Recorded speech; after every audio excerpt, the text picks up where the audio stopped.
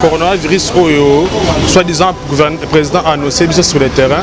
Pour moi, on a les gens qui sont parce que depuis la première fois, c'est que nous avons l'hôpital Anjili à Massina, jusque-là, tout le monde a vu une image qui prouve que nous, coronavirus sur le terrain. Le problème est confinement.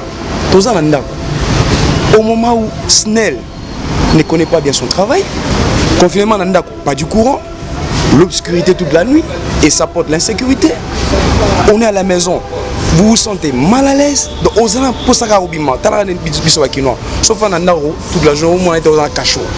Ce qu'on est comme sous avec ça 2 semaines. Je sais pas. Lorsqu'on parle de la situation de coronavirus à travers le monde, on ne cite jamais la République démocratique du Congo. Congo est cité. La seule fois qu'on a cité le Congo, c'était juste pour relayer le message du chef de l'État demandant à la population de vivre en condition de confinement. Mais on n'a jamais donné une précision par rapport aux chiffres de personnes qui sont infectées ou encore des personnes qui sont décédées à partir du coronavirus. Ce sont des recommandations que nous, journalistes, faisons à notre gouvernement. Tous humblement, poliment, bon aider Bisso avec une communication bien taillée. Potoyeba, il faut nini, il faut éclairage nandenge nini parce que jusque là les médias internationaux n'en parlent pas. La RTNC non plus n'a pas encore diffusé les cas d'un malade que c'est vrai à malade il y a coronavirus. Le gouverneur dit que oui, il y avait 2 cas suspects à coronavirus. Le ministre de la santé dit que c'est faux batouana bazaki na coronavirus. Bon Dieu, Congola salanini, tondi manani toboyanani. Gouverneur yene chef territorial. Ministre Yendaza Mokondi, département au État de santé dans la République démocratique du Congo.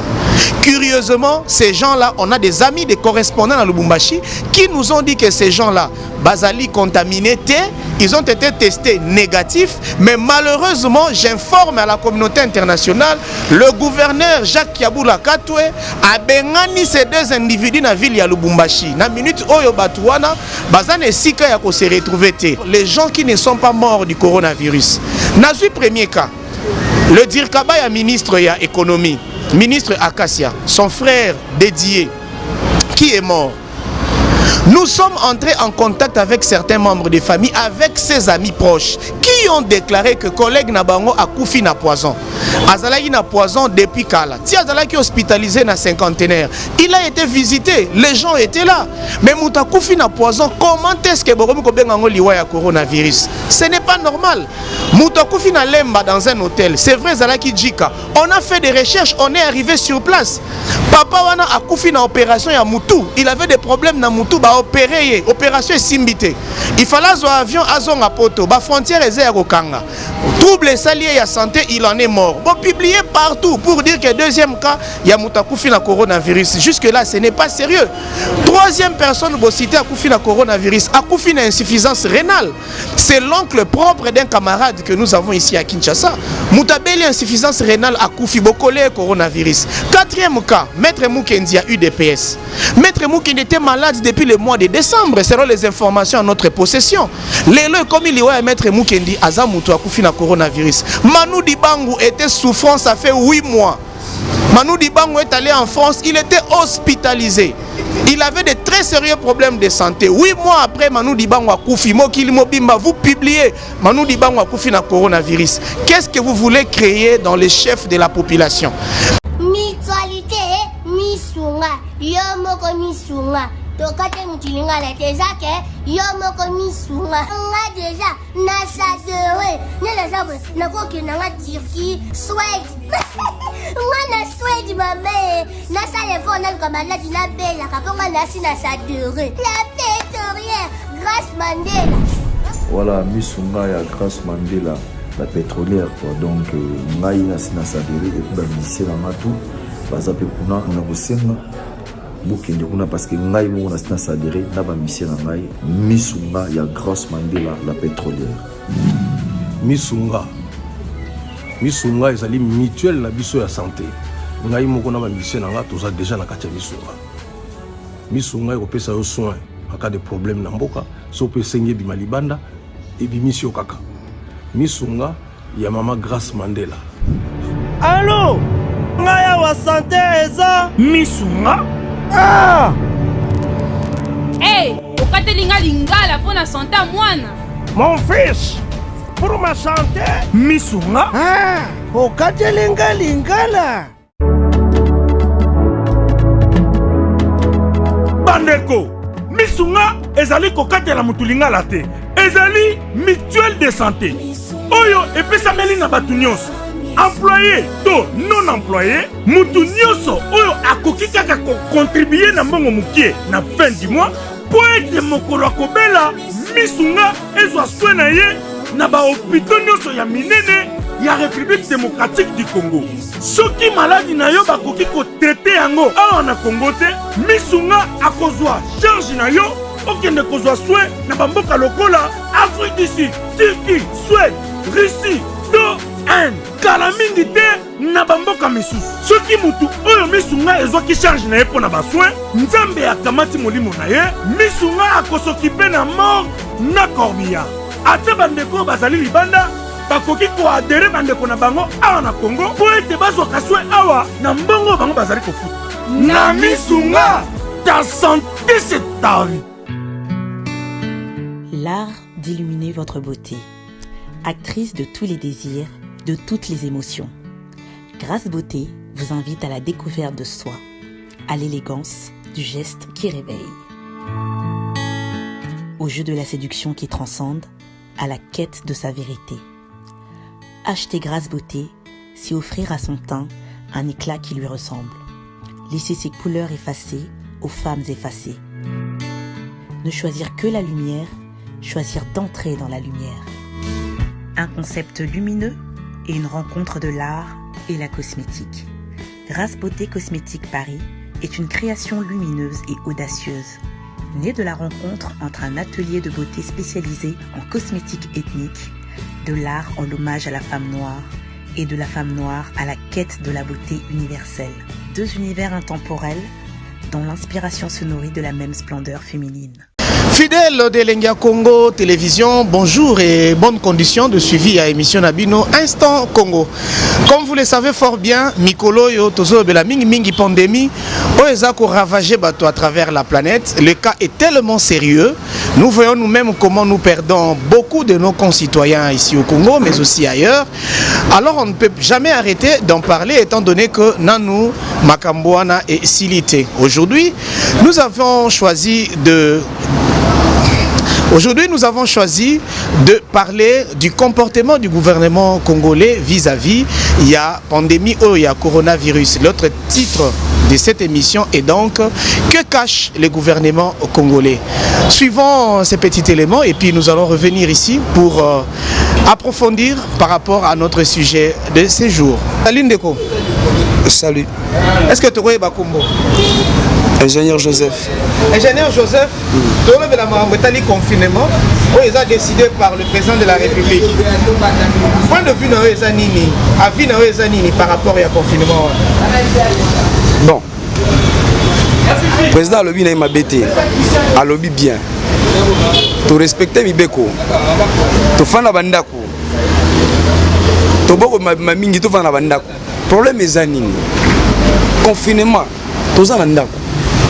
Au moment où Snell ne connaît pas bien son travail, confinement n'a pas du courant, l'obscurité toute la nuit et ça porte l'insécurité. On est à la maison, vous vous sentez mal à l'aise. Donc, aux gens pour ça sauf en Andaro, toute la journée, on est dans un cachot. Ce qu'on est comme sous avec ça 2 semaines. Je sais pas. Où est-ce qu'on va? Hein? Vous nous amenez où? Donc, malade au coronavirus. Et les autres rendent d'abord conscience, il y a hygiène. Donc, c'est bien pour que Batou la mouki, il faut se la maboko, il faut se la monoko. Et puis, donc, quand tu viens du travail, tu rentres à la maison. Avant aussi, il faut se la maboko. Et ça, conscience, il y a hygiène. Pour que les Congolais comprennent que l'hygiène est très important. Pour un malade, ils en manquent, il y a conscience. Comprendre? C'est pas mauvais, c'est bien.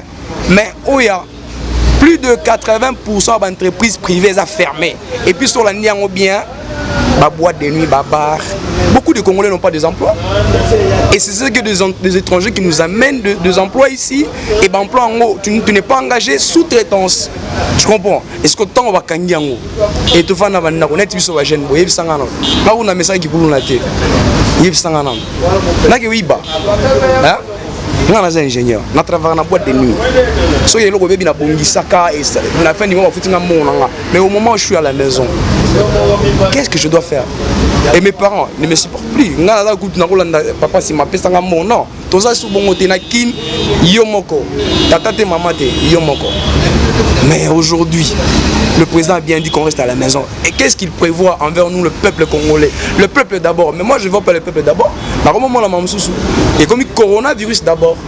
Merci beaucoup. Comment M. Josué Makaya? Monsieur Josué, tout le coronavirus.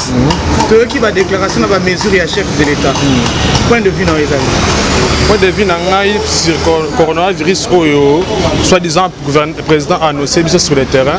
Pour moi, on a les gens qui sont parce que depuis la première étape, c'est que nous avons bazan à l'hôpital Anjili à Massina jusqu'à là, tout le monde a vu une image qui prouve que non, qu'on a vu ça sur le terrain.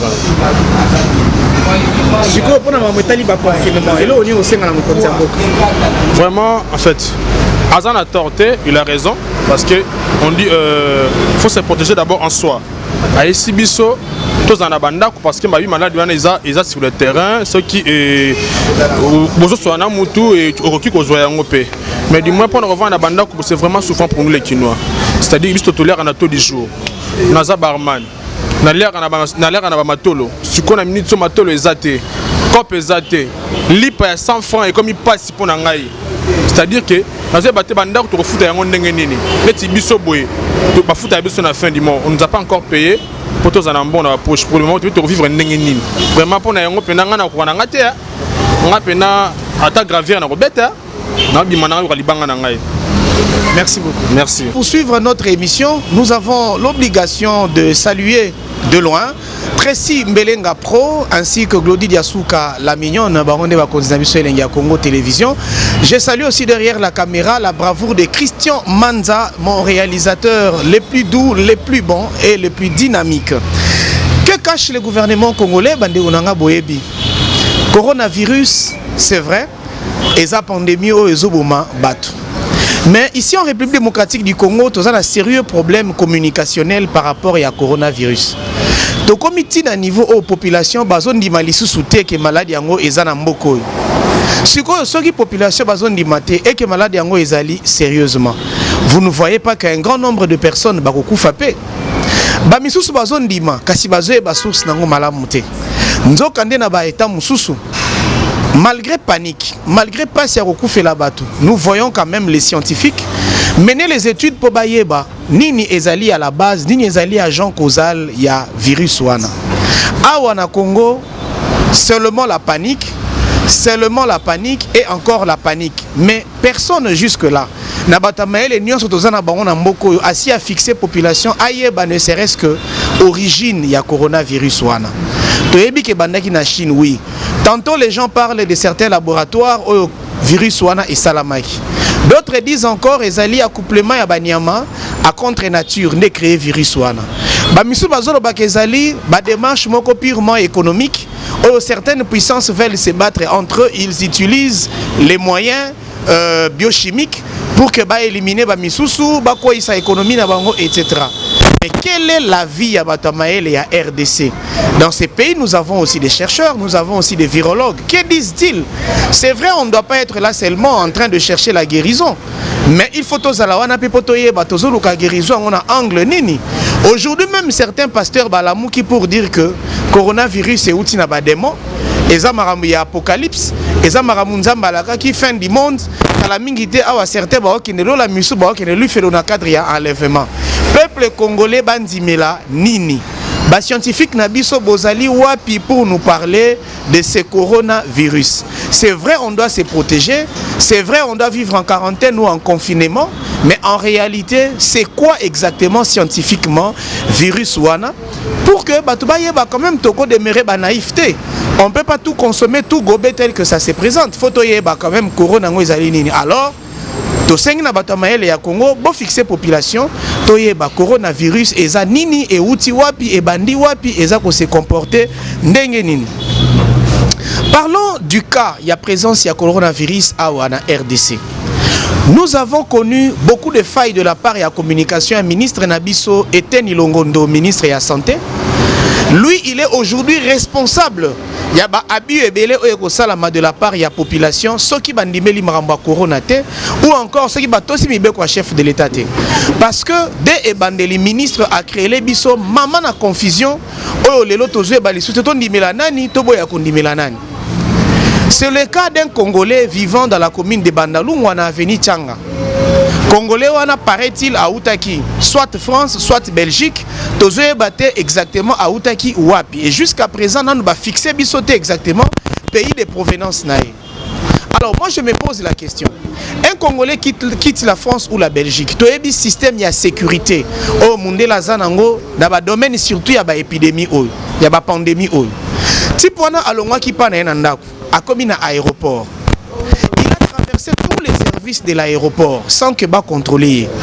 Il a pris un avion qui n'était pas un avion congolais, c'est Congo Airways.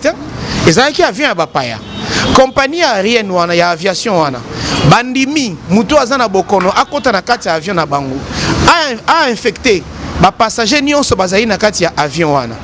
Pays au bango basala ki escale. Toyebi ke ba soki to uti mingi France, Belgique, bo escale les arabes mingi na Éthiopie, donc na Addis Abeba. Donc kuna lisusu contrôle wana et salama kité. Ba lekisi lisusu mutu wana na coronavirus. Aye akiti na aéroport Anjili, contrôle paix et salamité jusqu'à ce qu'il s'est retrouvé dans sa famille. Quelques temps après, Baya Kokangaye. Voyez Kokangaye par des personnes qui n'étaient pas protégées. Voilà le flou là où il se présente. Bozuye Bokene un hôpital yaba chinois qui n'était pas jusque-là un hôpital désigné pour ko yamba batu oyo bazali suspecté na kaya coronavirus. Le lendemain, cette personne a déclaré que place oyo bakanga qui est manu militari ba patient mususu nyonso bakimi na hôpital ba médecin bazoboya ko simba mais curieusement sa femme avait encore le droit de les rencontrer. Comment se fait-il que Mouto Aza atteint?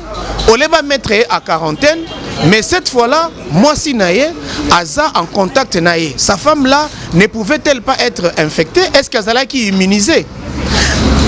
Bah confrère Nabiso ya Top Congo, bah kota qui en contact naïe, il a même fait des voices qu'il a envoyé, bah voice one et circula qui, bah congolais belé bah yoka kiango. Mais 2 jours après, la même personne change de langage. Il dit, c'est vrai, il souffrait de coronavirus, mais il a été soigné enfin à Ekobika na Bokonoana. Nous nous posons la question. Babi kisa qui est na kisi nini? Kisi wana bazotia yango na disposition ya population te pona nini? Quelle est la pratique ebikisi? Na nega ya musa na biso ya songi oyo to sali ba enquête ebele to ekoyoka ba vérité mususu soi-disant paraît-il certains ont vu les services ya ministère ya santé qui ont été corrompre ses compatriotes pour que andima à la place publique que c'est vrai ezalaki ka ya coronavirus. Soki ya solo bande kwana balobaki que ministère ya santé ba corrompaki intention to réaction à mutuwana. Nous nous posons réellement la question, que cache le gouvernement congolais? Que cache le gouvernement congolais? La personne soki a biki na moment oyo azawapi. On continue à se poser des questions. On nous parle d'un certain nombre de gens qui sont contaminés en RDC. Ça évolue, c'était 4, c'était 7 et puis 14 et puis aujourd'hui on nous parle de plus ou moins 45 cas. Baza wapi? Ils sont où? Parce que la bamboka ne sont au monde à caméra, ils ont compté dans les hôpitaux. Bazo la kisabiso les malades, ndenge bafandi. Mais et pas nabiso, ça peut faire un effet psychologique. On nous montre pas les malades. Ils sont où? Montrez-nous les malades. Moi, la photo qui na les réseaux sociaux, atteint le coronavirus, n'a pas garde malade pembeni, mais ce n'est pas sérieux. Soit il faut modifier le système de communication, sinon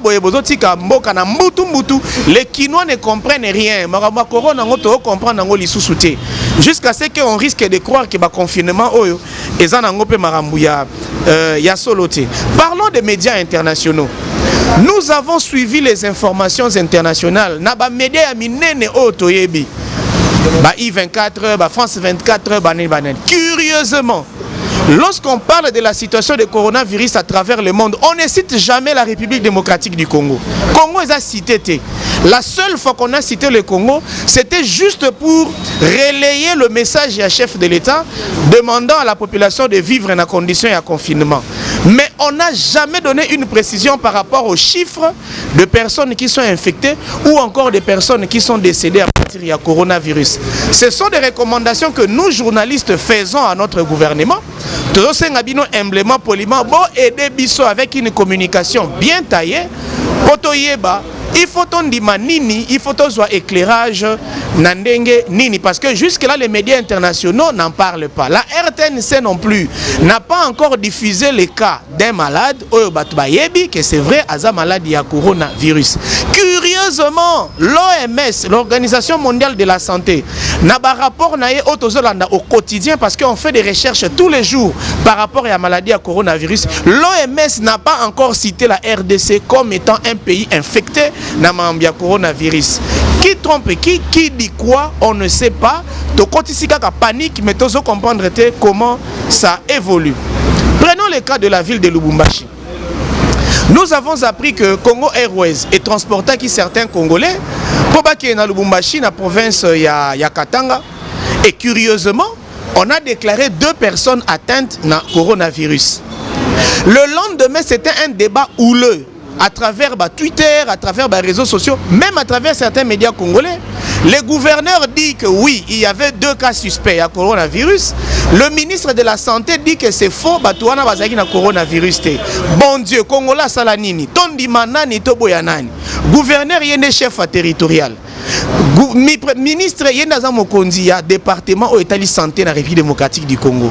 Curieusement, ces gens-là, on a des amis, des correspondants à Lubumbashi qui nous ont dit que ces gens-là, Bazali contaminés, ils ont été testés négatifs, mais malheureusement, j'informe à la communauté internationale, le gouverneur Jacques Kiaboula Katoué a bengani ces 2 individus dans la ville de Lubumbashi. Na minute oyo Batouana, Bazane Sika ya ko se retrouver.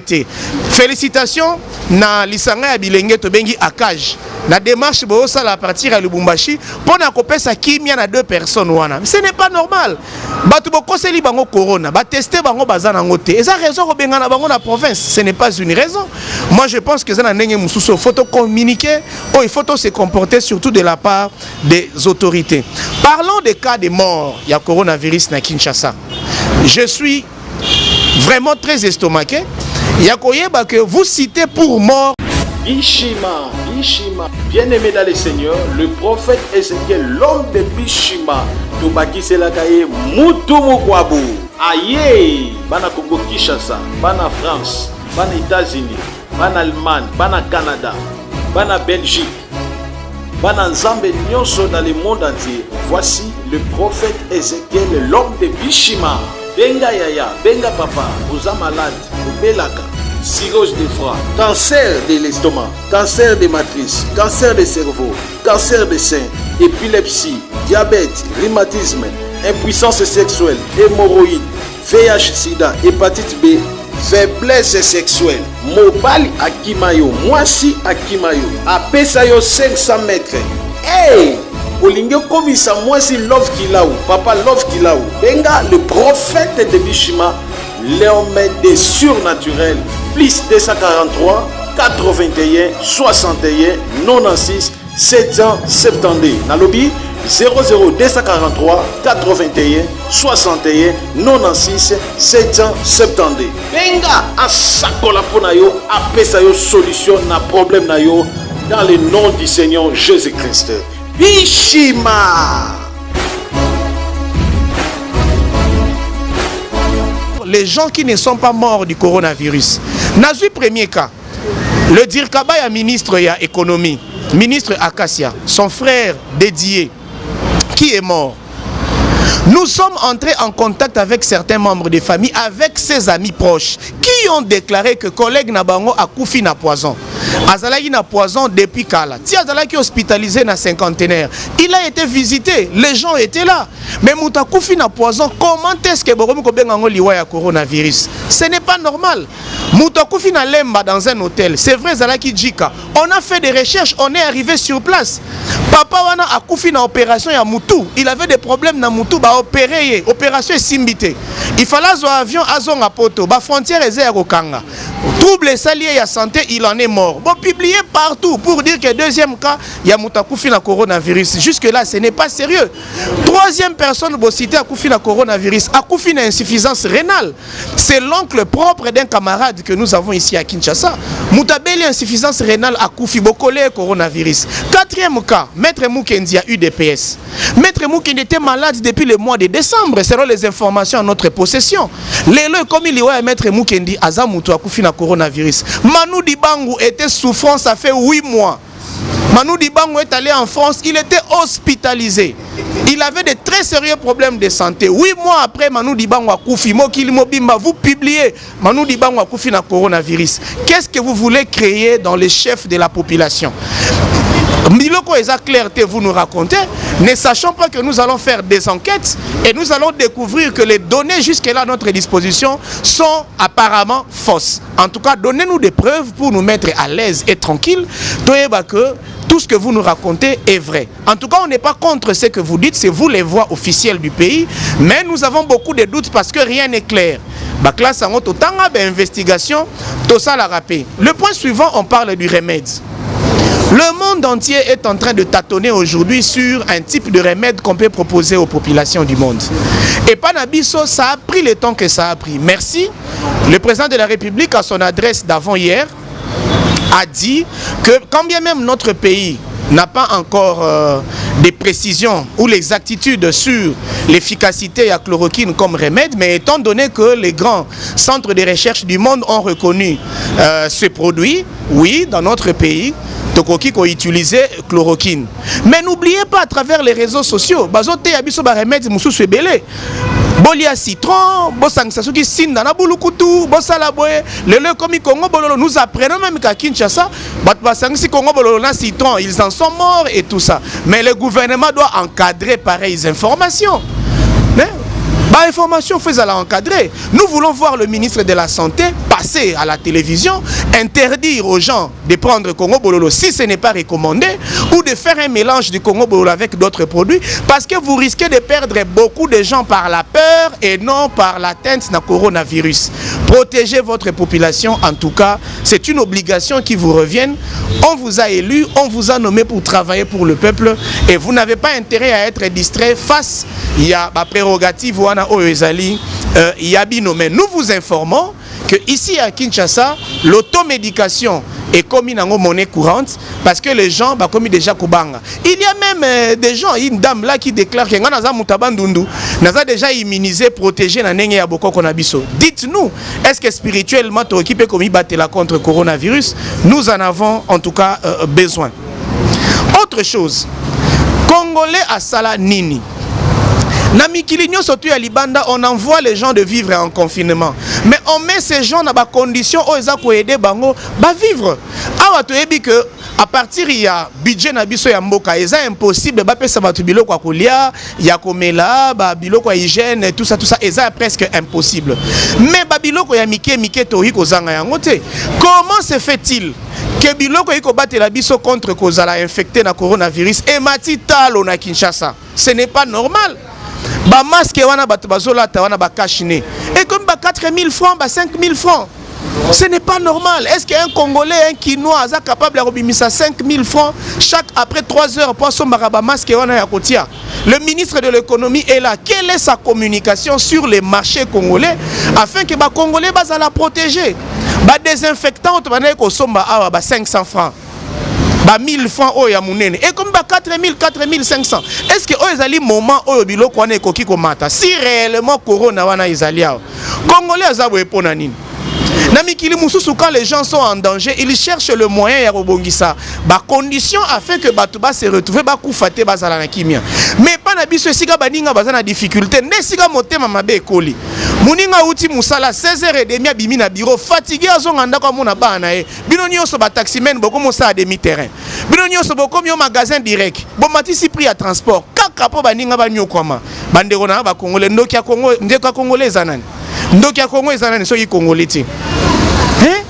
Tokomona période o eroleka biloko na bo matisa ki borotika yango bongo libela. Ce n'est pas bon, ce n'est pas gentil.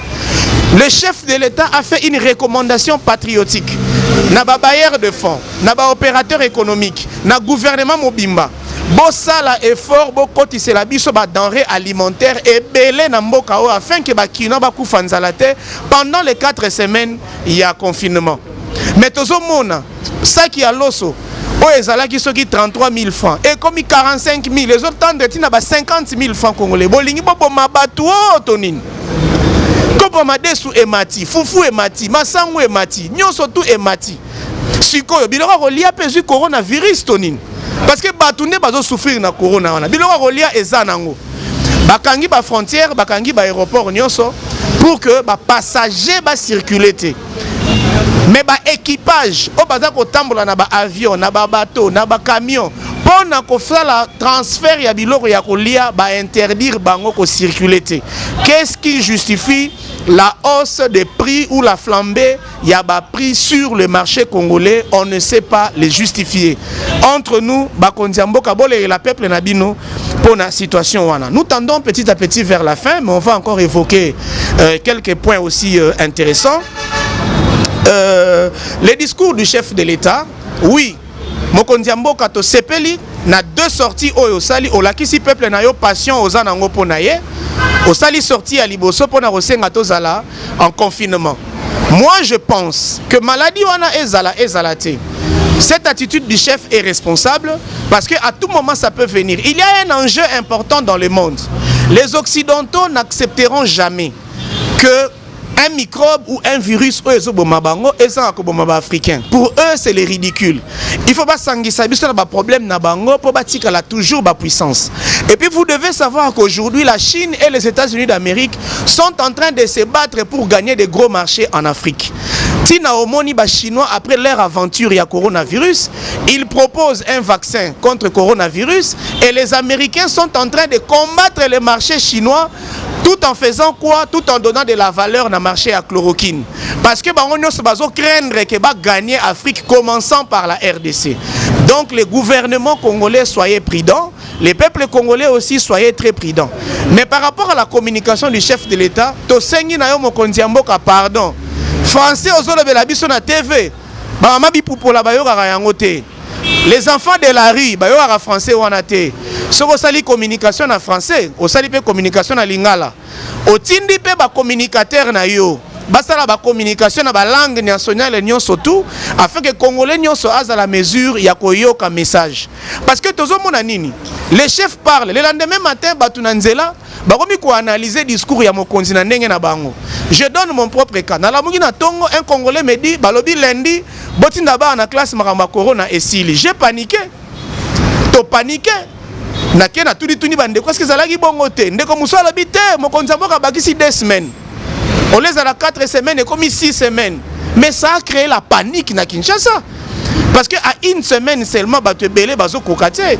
Papa Fatiro, okuta batu musubi bembe na bandaku. Bako kufa pona corona te, bako kufa na nzala na stress. Yango lukela ba congolais ba solution s'il vous plaît. Tous vos services doivent être vraiment activés pour aider ba congolais ba solution na makambo. Les gens ne partent plus travailler, transport est comme il passe et tout ça. Batu musuba lobby on gouvernement lobby couvre-feu et zobanda. Nzoka mokonza mboka lobaki patrouille. Patrouille la kisi ke baloma en uniforme ba kotambola partout pour ba observer ndenge nini mibeko ya chef de l'État to ba mesure na eza appliquer. Mais bat balongoli yango patrouille ba commissaire yango couvre-feu. Bon, mon difficulté on a ça. Bon communiquer na ba langue oyo to comprendre.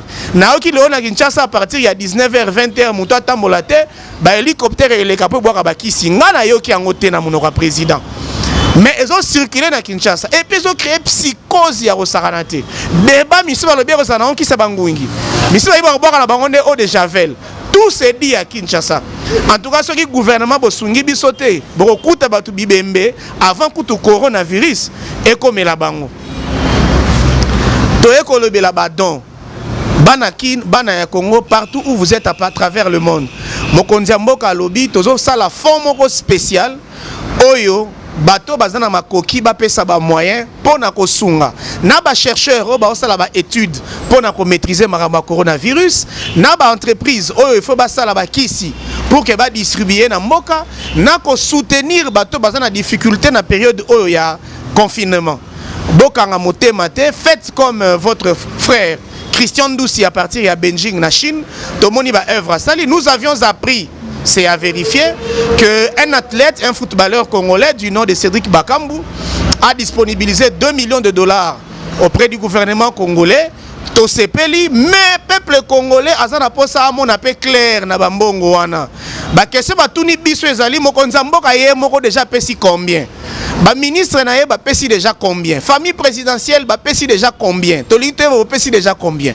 Parce que bino ne faut pas l'exemple bo bandi ko pesa baninga ba pesi. Tout le monde appel clair na bambongo wana. Ezate ke ba don eye ba 1 million, ba 5 millions, ba 10 millions et comme ina suka bo clair et ate et kena ba poche ba tunenge to mesa na mboko wana penza biso ba congolais to rosilika makasi po mikolo to komi vigilant na système. Il y a les peuples d'abord, oh les sphinx délimité. Etienne Tshisekedi a tiké la biso pe na système il y a état de droit oh le président a memé libiso na République démocratique du Congo.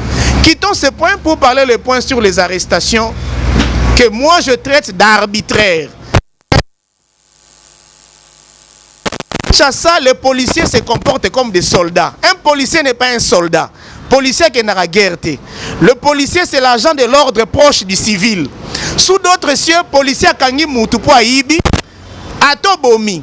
Policier azo memayo na poste ya la police to na ndako ya mibeko azo betelo masolo bozo seka. Po azo la kisayo que aza monguna na yote. Marabe yo sali ete, osali mboka, osali nde mibeko. Oh ya biso asaba lobi na police moni muto yo afingi. Police bando zipolo bambata lokola yo na ebo na problème. Yango ba policier congolais ba kanda nyonso ba na vie bosili c'est là ngo ba civil soki ba fundi mutu. Siko soki bokei bo sambi mutango et s'avérer kaza na innocent. Bambato bino bobetaki e kosuka wapi. Et si quand on a besoin constater, boza ba congolais partout dans le monde boza, et ça bisi que za la terrasse ba tuba melaka. Bo moni nenge ba congolais ba ndimi koto sa ba recommandation à chef de l'État. Mais quelque part si bo moni ba tulibanda ba bimi ba yeko zoma kopo. C'est vrai babouki mibeko, mais c'est aussi un langage. Moi en tant qu'expert en communication, je vous dis que c'est un langage. C'est le langage du ras-le-bol. Population zo laksa ke to lembi, to koki ba mesure en côté, to comprendre en côté. Alors trouver des mesures palliatives qui vont aider cette population-là à mener vie moyennement bien tout en observant la recommandation à Mokonzambok. Une fois on a vu la police venir ici et zalaka désordre. Comment les policiers baillent? Il y a des gens là où moi je suis, j'étais là témoin. Il y a même l'une de nos compatriotes, responsable de la terrasse Moko, elle a perdu son sac plein d'argent. Policier sac ya mbongo ya mutu. Nous avions vu tout le monde n'est pas sac wana. Tout le monde ba policier ndenge bazowelela ba téléphone portable ya batu banayi komela masanga. Boni policier ko monguna ya civil. Bozowelela la téléphone portable ya civil. Na avancé inde na jeep ya la police ya la police ya mbata awa na Kinshasa na Bandal na Bakayao. Na tuni question na capitaine Azalagi wana. Il était au volant, il me répond. Et comme il tourne à bisoto appauvrir bino ba civil. Cette réponse-là, en tout cas, je l'ai enregistrée dans mon cœur, ça m'a fait très mal. Bakondia Mboka, général Silvano Kasongo, beaucoup de discipline de la part des policiers. Ce sont nos frères. Teni balata biso to somba ango. Minduki basimba biso to somba ango. Masasi wa bazana biso to somba ango. Salaire à policier biso ne to futa bango. Donc bakoza la banguna na bisote, bayini na bisote, nous sommes des frères. Policier abandara musala na est toujours psychologiquement, moralement. Et il y a ce qu'on appelle dans le travail d'un policier l'intimidation. Ce qu'on est intimidé bateau. Ce qu'on est intimidé bateau, monique bateau cité, on va dire qu'on pousse en malem. Seul bateau bakozala très résistant. Néo qui ko zoyer ko tchaye hors état de nuire. Mais autre comme comment on a Kinshasa yangote. Président de la République a sengi ba débit de boisson, ba terrasse, ba bar et kangama. Mais nous avions vu ici à Bandal, même à Mombele, le même soir, les policiers baotambola, pona kokanga ba mama o baoteka tondolo, safu, na malewa na baoli kola ba mesa. Talabosa la ba jeté. To ana jana ba palais na mokate. Siko soki mo pekisi na ba malewa wana to kufa, to suka wapi. To kodae. tokodaye bokokuta biso bibembe na bapalin avant kutokuta na coronavirus. Donc les policiers sa réputation en chef de l'état te mokonzi alobi eloko mosusu bino bozo pratiquer eloko mosusu en tout cas biso bakinois tokokoka te oyebi ke mboko batension esie bata bato tozobanga yumbe tongo moko boye biso na bino ekosimba te. Donc boza ba agent de l'ordre, nous vous respectons. J'encourage et je soutiens la décision du chef de l'État. Il y a qu'à renforcer la police, il y a éléments, il y a armée régulière, il y a FRDC, voire même il y a garde républicaine. Oui, parce que numériquement, effectivement, pour que surveiller bien la population et puis pour que faire respecter les mesures OESAKI prises par le président de la République. Voilà. Je ne suis qu'un Congolais, Mopandi Sango, journaliste d'investigation. Ici, je n'ai fait qu'étaler biloko oyo ngai na sali ba investigation sur Yango, na moni Yango louche. Ce sont des recommandations que nous avions formulées à l'endroit de nos dirigeants congolais, le gouvernement en général. Bopesa biso biyano, bo corriger votre système de communication afin que bo créer kimia awanakati ya ville province ya Kinshasa. Bande ko na biso ya Lubumbashi toyoki ba déclaration na bino bolingi bo comme ça ba kino le rôle banguna te. Nous sommes un peuple bana ya libota moko. Ce n'est pas parce que Kinshasa est frappé na coronavirus selon le gouvernement na ministre de la santé parce que l'OMS ne l'a pas encore déclaré. Ne yango ne sala que beaucoup mako largué na ba réseaux sociaux ba déclaration tozo yo kawana. Non, nous sommes un seul peuple to lingana malgré nos difficultés. Quand il y a guerre dans l'est du pays, on a Kinshasa, situation est à la morose. Tant corona ni Ebola et comme na province Équateur, ti et na est, tous on était morose. Les lorsque Kinshasa est frappé na coronavirus, c'est votre capitale. Soutenez les Kinois par vos prières, mais ba déclaration tozoyo kawana tel que to kabwana kaka banini basala. En tout cas, je pense que ce n'est pas une déclaration patriotique, ce n'est pas une déclaration républicaine. Totika la bana ya libota moko to lingana. Mais seulement mokonzi mboka pardon Fachi. 4 semaines eleke belé. Soki solution monani mbangu katanoka masolo po to kokate na ndenga mabete. Merci beaucoup. Ezaki Abino Benz Bwanakawa, journaliste d'investigation, à travers Espace Nabino Instant Congo, Tolingae Kakato a interpellé l'autorité en Bokanabiso sur l'attitude à observer pour doser panique au Congolais Bakominango. Nous avions élaboré, nous avons exploité plusieurs sujets, plusieurs différents points, et je pense que jusque-là nous avons raison de réfléchir parce que nous sommes en démocratie et parce que nous sommes tous des scientifiques. Une fois de plus, mes salutations vont à l'endroit des Bijoux Mwanga en Belgique, Dixon Moubimba ainsi que Joe Kibonge en France, Maître Christian Ndoussi en Chine, à Beijing. Ici à Kinshasa, je salue une fois de plus Christian Manza derrière la caméra. Je salue Maître Mike Bouchiribin Kibandwa, Maître Louyeye, Maître Honoré Mpoyi, Maître Sénic et Maître Kabangu et tous ceux qui me suivent. Pourquoi pas Monsieur Lou Kengoua Luntu, notre partenaire de tous les temps. Merci beaucoup. Au revoir.